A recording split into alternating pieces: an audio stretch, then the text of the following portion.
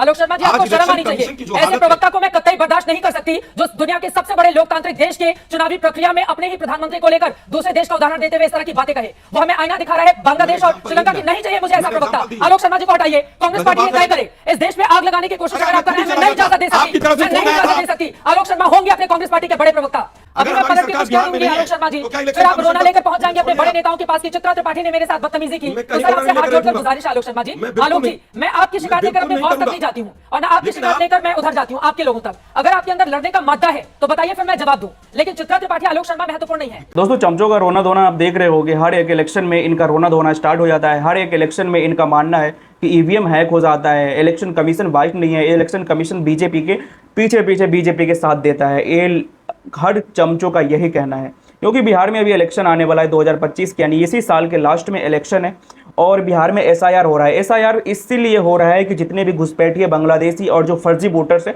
उसको हटाया जाए, जो एक्चुअल वोटर है उसको अधिकार मिला जाए वोट डालने का। लेकिन इन लोगों को इससे प्रॉब्लम है। ये लोग इसी के प्रदर्शन में 9 तारीख को पटना भी बिहार पूरा बंद किए थे, लेकिन उससे कुछ हुआ नहीं। भाई इतना ही दिक्कत है तो आप इलेक्शन कमीशन के पास जाओ ना, इलेक्शन कमीशन से पूछो।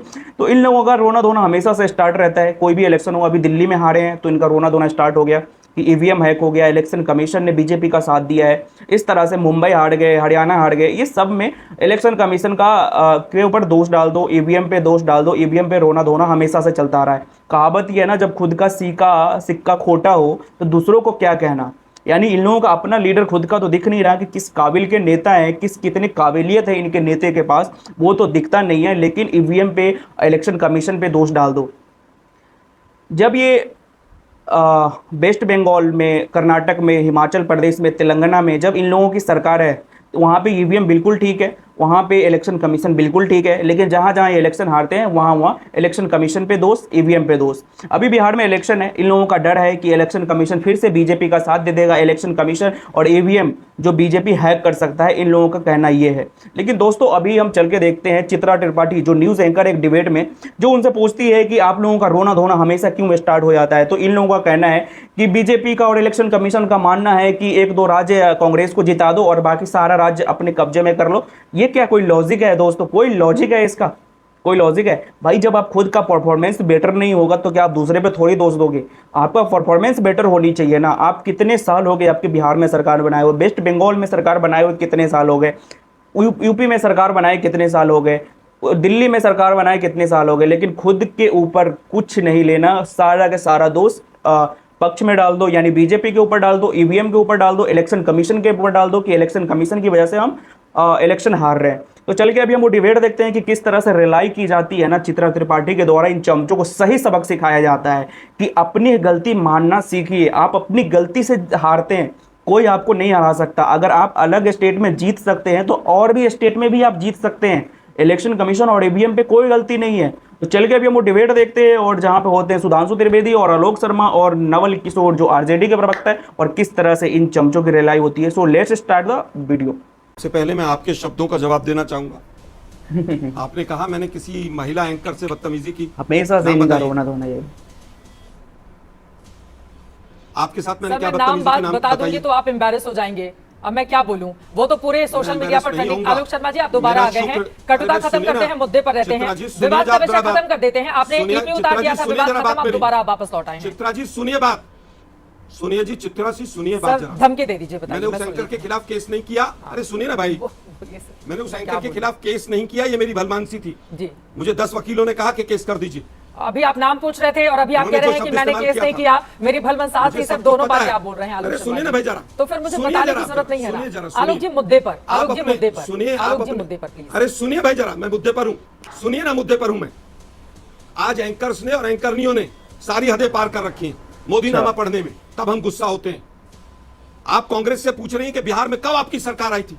अरे बीजेपी वाले भी नहीं पूछते इस तरह से तो, लेकिन आप लोगों को ट्रेंड किया गया। सर बीजेपी वाले नहीं पूछेंगे ना, पत्रकारों का काम है पूछने का। आलोक शर्मा जी देखिए, मैं आपसे हाथ जोड़कर आलोक शर्मा जी गुजारिश करती हूँ, देखिए आप मेरे ऊपर आरोप लगाइए, मुझे कोई दिक्कत नहीं है, लेकिन आरोप का जवाब देने का धैर्य आप दिखाइए। ईपी खोलकर ऐसे रण से भाग जाना, ये बुज़दिल लोग काम करते हैं। अगर आपके अंदर हिम्मत है कि आप मेरे ये ऊपर आरोप बदतमीजी- लगाएं और पलटकर उसका, ये लेकिन आलोक बदतमीजी शर्मा आपकी। जी, लेकिन आलोक शर्मा जी, ये आलोक आपकी शर्मा जी, बदतमीजी है। आलोक ये शर्मा आपकी जी, मुझे बदतमीजी लगता है कि है। बिहार ये का आपकी मुद्दा ज्यादा बदतमीजी है। महत्वपूर्ण है ये और आपकी वहां पर सर बदतमीजी है। आपके 19 विधायक हैं, ये आपकी आपके बदतमीजी 19 है। विधायक हैं, आपकी ये जो आपकी सहयोगी बदतमीजी पार्टी है। 80 पर खड़ी है, ये आपके आपकी 19 विधायक बदतमीजी हैं। है। अब देखिए, मैं आपको बता रही हूँ कि ये आपकी विधानसभा में आपका बदतमीजी है। आंकड़ा क्या, आप कह रहे हैं बदतमीजी है। मैं कह रहा हूं कि आप सुधांशु अब जी दर्शक ये आप सुधांशु के डिसाइड बीच करें। में नहीं बोलते सर हैं इस बार भी। सुधांशु जी बदतमीजी नहीं करते हैं मेरे सुधांशु साथ जी के कभी बीच भी, में नहीं बोलते जो हैं आप करेगा एक वो बार भी। सुनेगा। लेकिन अगर सुधांशु आप जी कल को बदतमीजी करेंगे जरूर वो करती हैं सुनेंगे, आप। वो मेरे साथ नहीं करते हैं कभी। आप नवल 5 किशोर मिनट जी का ने शो- कभी नहीं किया, वो आप भी 10 विपक्ष मिनट के ही का चेहरे शो- हैं। आलोक शर्मा जी चित्रा आप करते हैं शुरू का- हमेशा, चित्रा आलोक जी जी- आप हमेशा करते हैं। प्लीज चित्रा मुद्दे को जी- नहीं भटकाते हैं आलोक शर्मा जी, पता नहीं क्यों आपसे जब भी चित्रा जी शुरू के 10 मिनट का शो देखिए, मैंने एक शब्द गलत बोला हो तो, लेकिन आप लोग जब इलेक्शन कमीशन और बीजेपी को यहां बचाने के लिए अपना वक्तव्य देती हैं और जिस तरह से चारणों से भी ज्यादा स्पीड पे आप बोलती हैं, तब हमें बदतमीजी तो नहीं करते हम लोग, लेकिन हमें ऊंची आवाज में बोलना पड़ता है, क्योंकि आप लोग लोकतंत्र की हत्या करने में बीजेपी के साथ शामिल हैं और आप जैसे एंकर शामिल हैं। अभी मैं हम पलट लोकतंत्र कर की क्या हत्या बोलिए आलोक जो शर्मा कर रहे जी, हैं उसको फिर आप लोकतंत्र रोना में लेकर लेके पहुंच आ जाएंगे रहे अपने हैं। बड़े नेताओं के पास कि चित्रा त्रिपाठी ने जो मेरे साथ लोकतंत्र की बदतमीजी की। हिफाजत कर तो रहे सर हैं, आपसे उसको हाथ जोड़कर लोकतंत्र गुजारिश है में आलोक शर्मा जी, मैं बिल्कुल आलोक जी नहीं- मैं आपकी शिकायत मैं लेकर अपने बिल्कुल बॉस नहीं तक करूंगा। नहीं जाती हूँ और ना आपकी लेकिन शिकायत आप- लेकर मैं उधर जाती हूँ आपके लोगों तक। अगर आपके अंदर लड़ने का मादा है तो बताइए, फिर मैं जवाब दूं। लेकिन चित्रा त्रिपाठी आलोक शर्मा महत्वपूर्ण नहीं है, बिहार का मुद्दा दिक्कत ये है- महत्वपूर्ण है। आपके दिक्कत ये आरजेडी है- के जो नेता हैं, इतना दिक्कत बड़ा ये बयान है कि उन्होंने बिहार दिया है के मुद्दे बहिष्कार को- का, आप उनके दिक्कत- मुद्दे को छोटा बनाने में लगे हुए हैं आलोक शर्मा जी।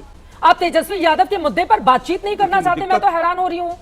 आप तो अपने ही सहयोगी दल के नेता के बयान को आप जिस छोटा तरह बनाने से- में लगे हुए हैं। जिस तरह सर से देखिए आप- आलोक शर्मा जी, जिस मैं तरह आपको से एक बात स्पीड पे आप बताऊं, बोलती हैं ना, अगर बीजेपी का मैं पक्ष रखने के मैं लिए स्पीड में बोलती पूरा हूँ, वक्त भगवान ने मुझे वो पूरा ताकत देश दी है देख रहा स्पीड है। में बोलने की, मैं आया मैं ही बोलती हूँ इसलिए हूं। स्पीड में, ये तो क्यों क्वालिटी स्पीड है में मेरी। बोलते हैं ताकि आलोक विपक्ष शर्मा का जी प्रवक्ता अगर ना आप बोल मेरे पाए। ऊपर कटाक्ष और व्यक्तिगत टिप्पणी विपक्ष का करेंगे प्रवक्ता तो फिर चुप हो वैसा जाए। ही धैर्य दिखाइए सुनने का भी। मैं कहता आलोक हूं जी कि कांग्रेस आप का अगर कोई मुझे भी नहीं दूसरा बोलने प्रवक्ता देंगी, बदतमीजी नहीं मैंने करता केवल है ये कहा कि जितना मुझे आलोक पॉइंट शर्मा दीजिए। करते बातें कर लो यार, हैं। आलोक शर्मा कांग्रेस पार्टी क्या का कर रही कोई है? दूसरा चाचा प्रवक्ता इतनी इतनी दुखी क्यों बदसलूकी रहती नहीं है? करता हमारे चित्रा जी से साथ सबसे जितना ज्यादा आलोक बदतमीजी शर्मा चित्रा जी करते करती हैं। है। इतने लोग आते हैं, कोई सबसे नहीं करता ज्यादा है चित्रा जी बदसलूकी, बदतमीजी कोई करती नहीं है। करता है इतनी बदसलूकी, चित्रा जी कोई सबसे भी ज्यादा नहीं करता है बदतमीजी इतनी करती है। बदसलूकी। नवल मुझे किशोर जी, लगता है चित्रा चित्रा त्रिपाठी जी सबसे महत्वपूर्ण ज्यादा नहीं बदतमीजी है। करती मैं तो एक सवाल पूछने वाली सामान्य सी एंकर मैं हूं। इसीलिए आया था कि आपको बता दूं कि आप लोग जिस तरह से लोकतंत्र की हत्या करने में करने के लिए बीजेपी आए का नहीं साथ थे दे भाई। रहे हैं, बांग्लादेश और श्रीलंका जैसा हाल हो जाएगा इस देश का।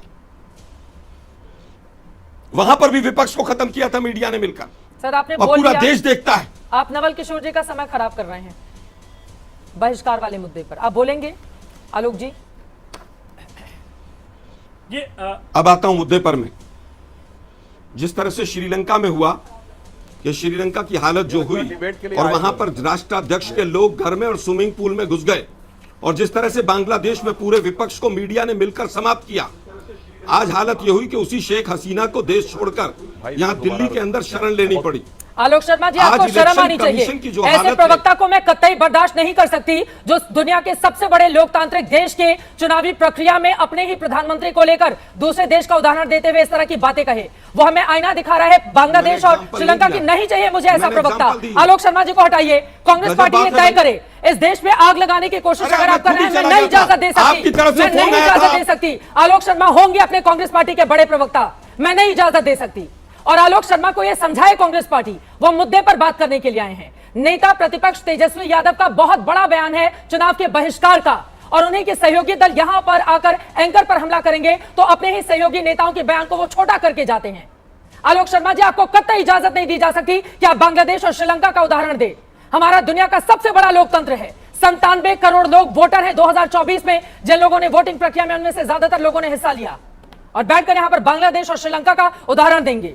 मीडिया पर टिप्पणी करेंगे खुलेआम बिना किसी डर के, और सोचेंगे कि मीडिया के लोग यहां पर चुपचाप बैठे रहें। क्यों बर्दाश्त करूं मैं आपको आलोक शर्मा जी? अरे राहुल गांधी ने महत्वपूर्ण बयान दिया है कर्नाटक को लेकर, आकर गिनाइए आप राहुल गांधी ने क्यों कहा, लेकिन आपको टिप्पणी करनी है मीडिया पर। शर्म नहीं आती है ऐसे प्रवक्ताओं को? नहीं चाहिए मुझे अपने शो में आलोक शर्मा। देखो दोस्तों, ये कांग्रेसी चमचों का ना, या फिर सपाई हो गई या फिर आम आदमी पार्टी हो गया, चाहे आरजेडी हो गया, इनका आज का रोना नहीं है।